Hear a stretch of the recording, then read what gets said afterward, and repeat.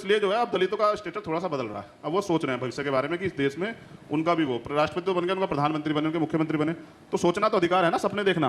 तो मैं खुली आंखों से सपने देख रहा हूँ और पूरा करूंगा, बंद से नहीं देखता हूँ, खुली से देखता हूँ। रोज समझाता हूँ तुम्हारी इतनी आबादी है, अगर पिछड़े वर्ग के लोग तैयार कर लोगे, मुसलमानों को, सिखों को, जैन को, बौद्धिस्ट को, पारसी को तैयार कर लोगे और उनके वोट की वैल्यू समझा दोगे। मुसलमानों ने हमेशा से दूसरों के पीछे चलना पसंद किया है, कभी भी अपनी कौम के किसी लीडर को मजबूत करना पसंद नहीं किया। हमेशा मुसलमान ही नए नए नेता बनाते हैं और नए नए लोगों को मुसलमान उभारते हैं। मैं ये बात कहूँ तो बेजा नहीं होगी कि आने वाले कुछ सालों में चंद्रशेखर आज़ाद रावण, जो आज़ाद समाज पार्टी के प्रमुख हैं, मैं समझता हूँ कि आने वाले कुछ सालों में मुसलमान इनके पीछे भी हो जाएंगे और मुसलमान इन्हें भी अपना नेता मान लेंगे और मुसलमानों ने इन्हें भी अपना हिमायती समझना शुरू कर दिया है और मुसलमान इनके अंदर भी अपना नेता तलाश करने लगे हैं। चंद्रशेखर आज़ाद एक अच्छे इंसान हैं, अच्छे व्यक्ति हैं। मैं व्यक्तिगत तौर पर उन पर कोई टिप्पणी नहीं कर रहा। मसला उनके अच्छे या बुरे होने का नहीं है, मसला ये है कि जिस तरह से वो अपनी समाज की राजनीति कर रहे हैं, अपने समाज को मजबूत करने के लिए राजनीति कर रहे हैं, मुसलमान अपने समाज को मजबूत करने के लिए राजनीति क्यों नहीं कर सकते? और अगर किसी को ये लगता है कि नहीं, चंद्रशेखर आज़ाद सिर्फ दलितों के नेता नहीं हैं, मुसलमानों के भी नेता हैं, तो इतना समझ लो, जितने भी नेता उभर कर आते हैं, चाहे वो कोई भी हो, मुसलमानों का हाथ रहा है उनको आगे बढ़ाने में। मैं एक बात आपको बताता चलूं, चंद्रशेखर आज़ाद नगीना से सांसद बने हैं तो मुसलमानों ने भी वोट दिया है, दलितों ने एक तरफा वोट दिया है तो मुसलमानों ने भी वोट दिया है। यकीनन चंद्रशेखर आज़ाद को मुसलमानों का साथ चाहिए, मुसलमानों का समर्थन चाहिए, वो मुसलमानों को भी साथ में लेकर चलेंगे, लेकिन किस कंडीशन में? कि वो नेता खुद होंगे या उनकी पार्टी का विस्तार होगा, तो उन्हीं की समाज के लोग अगले इलेक्शंस में भी आपको इलेक्शन लड़ते हुए नजर आएंगे। क्या आप समझते हैं ये मुमकिन है कि जिस तरह से चंद्रशेखर आज़ाद को मुसलमानों ने वोट दिया है, अगर मुस्लिम कैंडिडेट हो और वो अपनी कौम को साथ लेके चल रहा हो और साथ ही साथ ये भी कह रहा हो कि भाई हम दलितों को भी साथ लेके चलेंगे, हमारे हाथों को मजबूत करो, तो क्या दलित समाज उस मुस्लिम लीडर को अपना नेता तस्लीम कर लेगा? नहीं, गलतफहमी है आपको।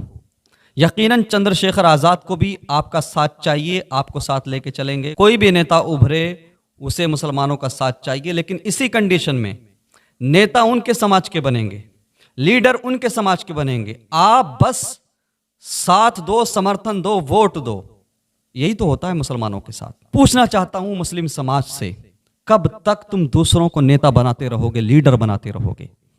अपनी समाज के किसी नेता के हाथों को मजबूत क्यों नहीं करते? अपनी समाज से कोई नेता क्यों नहीं निकाल कर लाते? अरे यार, इसमें बुराई क्या है?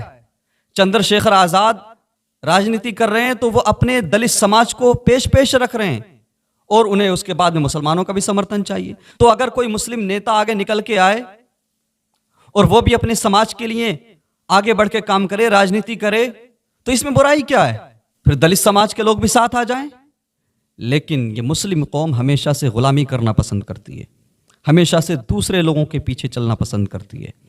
और मैं जिस तरह की चीज़ें देख रहा हूं, तो ये बेजा नहीं होगा अगर कह दूं कि चंद्रशेखर आज़ाद को बहुत जल्द ही आने वाले कुछ सालों में मुसलमान अपना लीडर मानने लगेंगे। बड़े बड़े मौलवी भी अब चंद्रशेखर आज़ाद को जो है लिफ्ट देने लगे हैं और उसके अंदर अपना रहनुमा और अपना लीडर देखने लगे हैं। क्या हो गया हमारी कौम को? क्या करना चाहते हो? किस ट्रैक पे ले जाना चाहते हो अपनी कौम को? मैं पूछना चाहता हूं अपनी समाज से, क्यों अपनी आने वाली नस्लों पर जुल्म करना चाहते हो? क्यों अपनी आने वाली नस्लों को महकूम देखना चाहते हो? याद रहे ये भारत है, यहां पर सारी राजनीति कास्ट बेस पर टिकी हुई है। धर्म का आधार तो है ही, लेकिन उसके साथ साथ सबसे बड़ा फैक्टर हिंदुस्तान की राजनीति में कास्ट है। और हर नेता अपने अपने समाज की राजनीति करता हुआ नजर आता है। फिर मुसलमानों, तुम्हें क्या हो गया? तुम क्यों हिस्सेदार बनना नहीं चाहते? कब तक यूं ही दूसरों के पीछे चलते रहोगे हाथ बांधकर? क्यों नहीं चाहते कि तुम्हारे नेता दूसरे नेताओं के साथ कांधे से कांधा मिलाकर चलें? क्यों नहीं चाहते तुम्हारे मुस्लिम समाज से निकलने वाले नेता आगे बढ़ें और सियासत में मजबूत होकर मुस्लिम कौम के हितों की बात करें, मुस्लिम कौम के राइट्स की, हुकूक की परवाह करें और मुस्लिम कौम के हुकूक के लिए लड़ें? एक जमाने तक मायावती जी को मुसलमान सपोर्ट करते रहे। मैं समझता हूं कि मायावती जी का कोर वोट है दलित वोट, और मायावती ने भी एक जमाने तक मुसलमानों का वोट लिया। क्या आप ये समझते हैं जिस तरह से मुसलमानों ने मायावती जी का एक जमाने तक साथ दिया, अगर मुसलमान अपनी कौम से कोई लीडर बना के खड़ा करें स्टेट लेवल पर या नेशनल लेवल पर, तो क्या जिस तरह से मुसलमानों ने मायावती का साथ दिया था, क्या दलित मुसलमानों का साथ देंगे? गलतफहमी है आपकी, खाम ख्याली है। आज की बात कर लेते हैं। जिस तरह से अखिलेश यादव के साथ मुसलमान हैं, उनके समाज का वोट तो उनके साथ है, यादव वोट, लेकिन मुसलमान वोट भी उन्हें भर भर के मिलता है हमेशा। मुसलमान वोट उनके साथ है ना, मुस्लिम समाज उनके साथ है ना। क्या आप ये उम्मीद रखते हैं, क्या ऐसा मुमकिन है कि हम स्टेट लेवल पर कोई अपना नेता उतार दें और हम कहें कि भाई यादवों का साथ हमें चाहिए, हमें यादवों का वोट भी चाहिए, हम मुस्लिम समाज के साथ यादवों को भी अपने साथ लेके चलना चाहते हैं, तो आपको लगता है कि कोई यादव आपको वोट दे देगा? नहीं ना। इस बात को समझें। समर्थन अखिलेश यादव को भी मुसलमानों का चाहिए, वोट भी चाहिए। चंद्रशेखर आज़ाद को भी आपका समर्थन चाहिए, वोट चाहिए। कांग्रेस पार्टी को भी आपका वोट चाहिए, समर्थन चाहिए, लेकिन आपको कभी हिस्सेदार नहीं बना सकते सियासत में। आपके नेताओं को कभी मजबूत नहीं बना सकते सियासत में। सबको वोट चाहिए, मुसलमानों का समर्थन चाहिए, इसी कंडीशन के साथ, हाँ तुम हमारे साथ आ जाओ, हम तुमसे मोहब्बत करते हैं, हम तुम्हारी बड़ी रेस्पेक्ट करते हैं, तुम्हारी कौम का बड़ा सम्मान करते हैं, लेकिन इसी कंडीशन में नेता हमारा खुद बनेगा, नेता यादव होगा, दलित होगा और बिरादरी का होगा, उसी कंडीशन में मुसलमान हमारे साथ आ जाएं। लेकिन अगर नेता मुसलमानों का होगा तो फिर कोई भी बिरादरी मुसलमानों का साथ नहीं देगी। इस बात को नोट कर लें आप। मैं ये बात नहीं करता कि साहब असेंबली इलेक्शन में या पार्लियामानी इंतखाबात में मुसलमान कैंडिडेट्स को सपा ने उतार दिया, कांग्रेस ने उतार दिया, तो बहुत सारे गैर मुस्लिम भी वोट दे जाते हैं। बात यहाँ पे कैंडिडेट की नहीं चल रही है, बात एमएलए या सांसद की नहीं चल रही है, बात चल रही है एक बड़े नेता की, बात चल रही है एक नेशनल लेवल के लीडर की। जिस तरह से हर समाज के अंदर स्टेट लेवल, नेशनल लेवल के लीडर्स हैं, मैं उस तरह की बात कर रहा हूं कि अगर कोई मुस्लिम कौम से बड़ा लीडर उभरने की कोशिश करे, आगे आए, तो क्या तब भी ये लोग हमारा साथ देंगे? नहीं देंगे।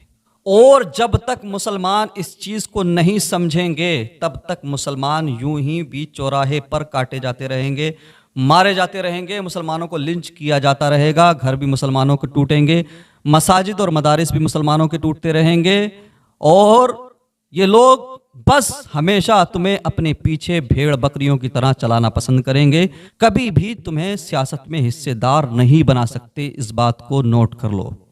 तो हमें चाहिए कि हम अपनी कौम की परवाह करें, अपनी आने वाली नस्लों की परवाह करें, और उन्हें हम सियासत में गुलामी वाला माहौल ना दें, बल्कि हम उन्हें सियासत में हिस्सेदार कैसे बनाएं, इस पर गौर व खोज करें, इस पर गौर व फिक्र करें, और कोशिश करें कि मुस्लिम कौम एक प्लेटफॉर्म पर आए।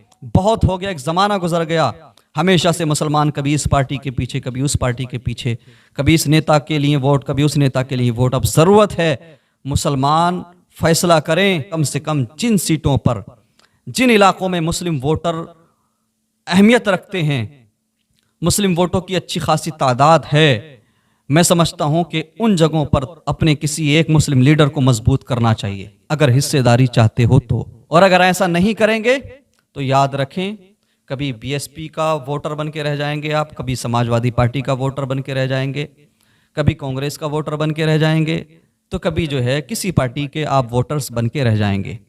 और याद रखें, इस मुल्क में हुकूमत बनने के बाद में वोटर्स की अहमियत नहीं होती है, अहमियत उन लोगों की होती है जो हुकूमत में हिस्सेदार होते हैं, जो कैबिनेट में शामिल होते हैं।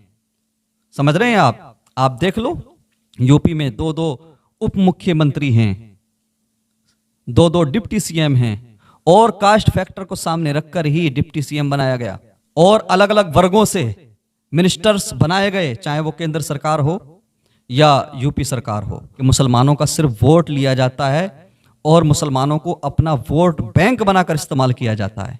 मुसलमानों के लीडर्स को अहमियत देकर उन्हें अपना इत्तेहादी नहीं बनाया जाता है या उन्हें भी अपनी तरह लीडर नहीं समझा जाता है, बल्कि मुसलमानों का सिर्फ वोट लेना पसंद करते हैं ये सारे लोग और वोट लेकर भूल जाते हैं।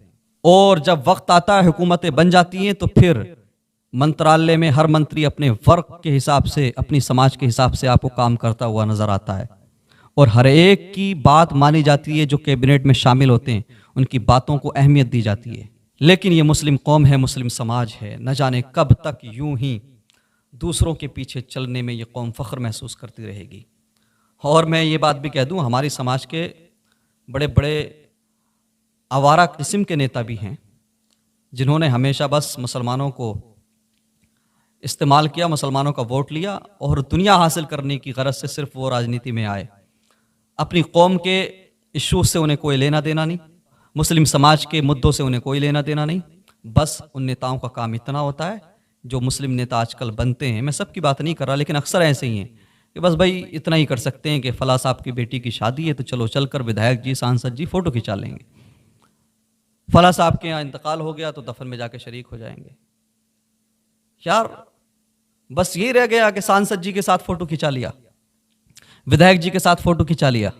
ऐसे नेताओं की ज़रूरत नहीं है समाज को। मुस्लिम कौम आज चौराहों पर मारी जा रही है, कभी अलीगढ़ में, कभी सहारनपुर में, छत्तीसगढ़ में, कभी कहीं पर मुसलमानों को टारगेट किया जाता है।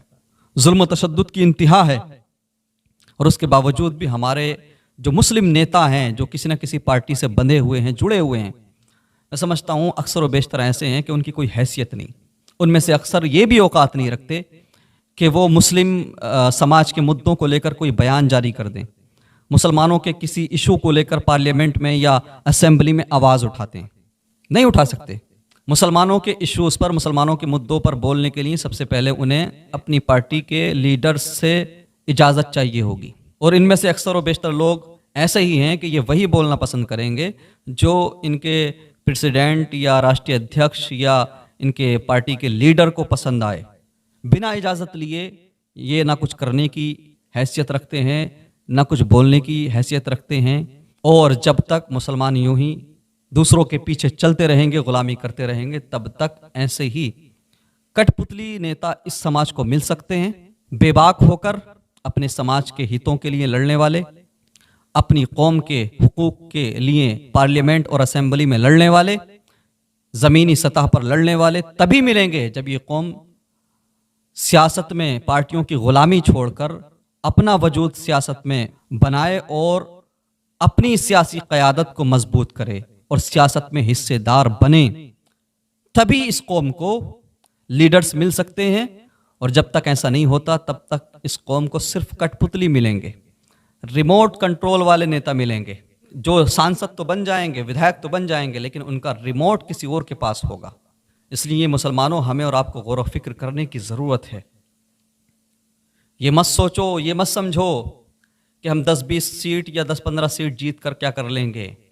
याद रखें, आप पहले 5 जीते हैं, 10 जीते हैं, लेकिन जद्दोजहद का वो रास्ता है कि जब इंसान जद्दोजहद करता है, मेहनतें की जाती हैं, कोशिशें की जाती हैं, एक न एक दिन मंजिल ज़रूर मिलती है। और सारे हिंदुस्तान ने देख लिया कि 10 से 15 सीट लाने वाले लोग भी वजूद रखते हैं, उनकी भी सियासत में हिस्सेदारी हुआ करती है। इसलिए मुसलमानों, इस पर गौर करो कि हम सियासत का हिस्सा कैसे बनेंगे, सिस्टम का हिस्सा कैसे बनेंगे। और आने वाली नस्लों का मुस्तकबिल महफूज करना चाहते हो तो आज ग़ुलामी को त्याग करके अपनी समाज से कुछ ऐसे लोगों को निकालो कि जिनके ऊपर किसी का प्रेशर ना हो, किसी का दबाव ना हो, जो किसी की कठपुतली बनकर काम ना करें। जिन पर दबाव हो तो अपनी समाज का हो, जिन पर प्रेशर हो तो अपनी कौम का हो। अल्लाह तबारक व तआला मुस्लिम कौम को अपने मुस्तकबिल की परवाह करने की तौफीक अता फरमाए, अपने बच्चों के मुस्तकबिल की परवाह करने की तौफीक अता फरमाए और मुस्लिम कौम को सियासी शऊर अता फरमाए। वाखिर दावाना अनिल हम्दुलिल्लाहि रब्बिल आलमीन व मा अलैना इल्लल बलाग।